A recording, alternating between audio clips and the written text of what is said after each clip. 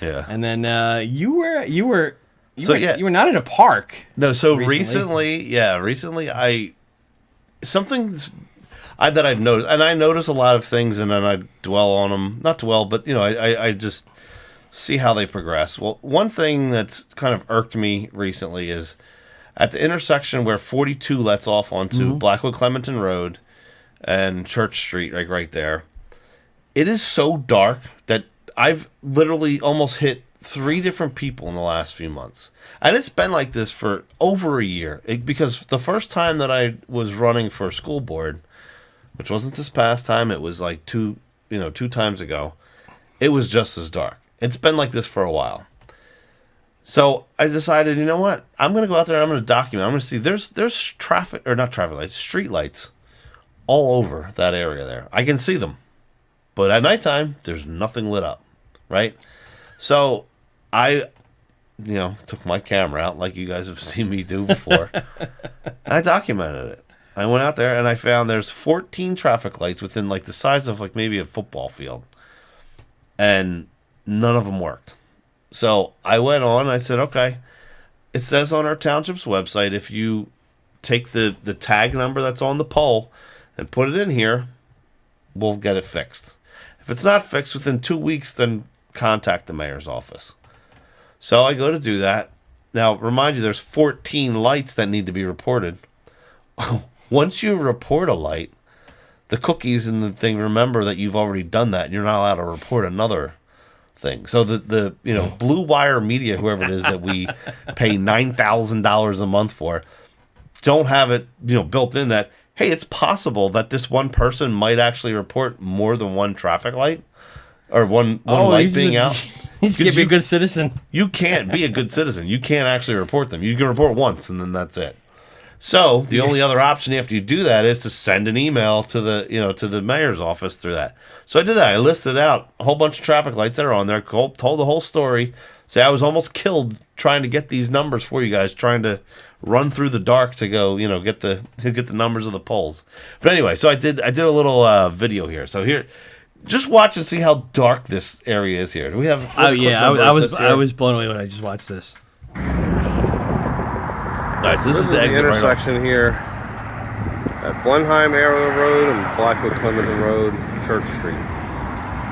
So if we look off in the distance, we got right over there, right there, right there, and right there are all street lights. And if we go back this way here, there is another street light right up over here. And none of these work at nighttime. So we're going to come back later on at night and see. This is just one side of this trail here. And on this side of 42, we have a few traffic lights, or street lights too. There's one up here. There's one right over on that side. This pole here has one. And there's another one right over here on the top of that pole. And I don't believe any of these work either.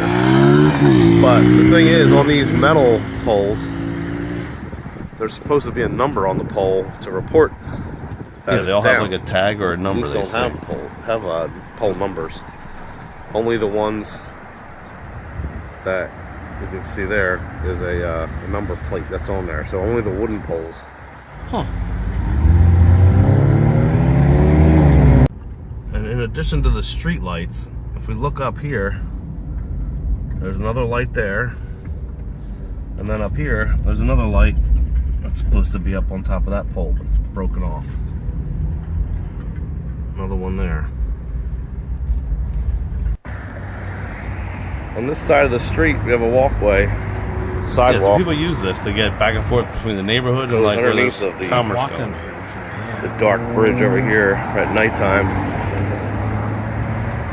There's that street light. It's completely hanging off, not even there. Somebody called me a Karen for doing this. Now, all these lights I've reported a couple weeks back on the township's website. So I didn't realize but that. But they're not the best at getting back to you on if they're fixed or not, what to do. It just says contact the mayor's office again in 2 weeks. And the mayor's office never gets back, so That's why I'm documenting all this, to put it out there.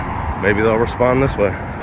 So under the bridge here, that's that one light that we saw earlier.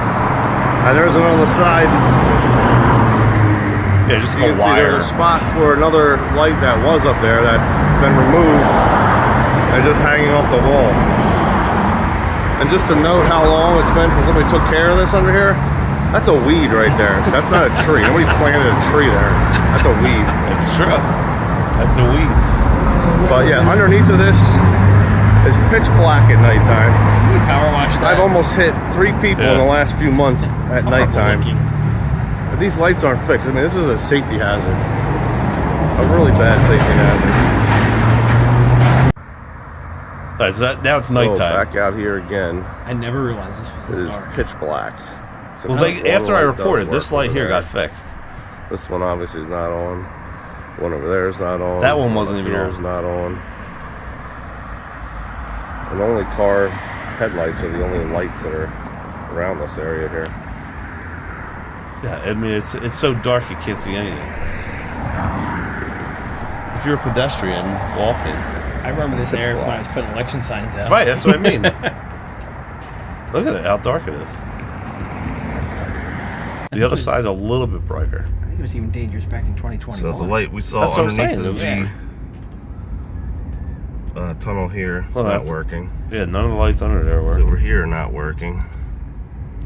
That one became working again after I reported it.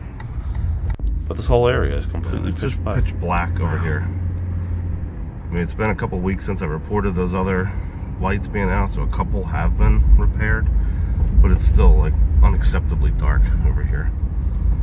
Nice section of potholes right there. It is, yeah. It's over here. It looks like 2 of these lights are working again now, but there is still one right behind this wooden telephone pole one.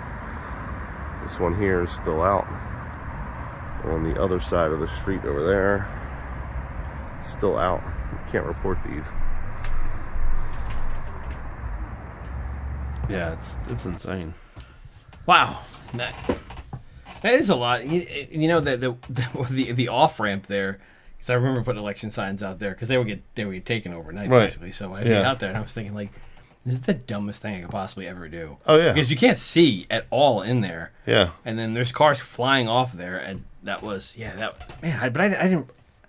I was thinking like, as a whole, it just felt dark. But I was so in the moment of getting out and like jamming a sign into the ground. Yeah. But to really look around and see, there's no lights here. Right. Well, yet there is a lot of lights there. That I'm pretty good at that, like seeing like an overall like picture of things, and I'm like, this is bad here. It's insanely bad.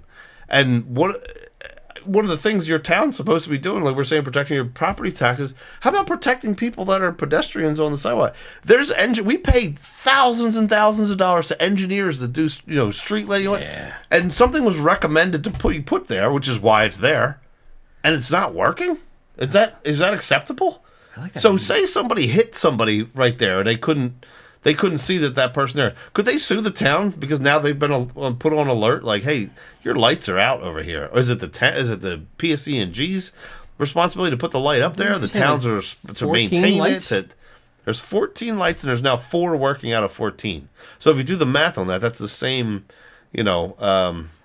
percentage of working lights as we have someone in attendance at council meetings. We haven't mentioned Stubbs. Yeah, we forgot to mention Stubbs. Yeah. Thanks for checking out that clip from the Restore GT podcast. For our full episodes, you can check us out at restoregt.com, or you can find us on YouTube at Restore Glowtwip, GLOTWP. Yep. See you soon, folks.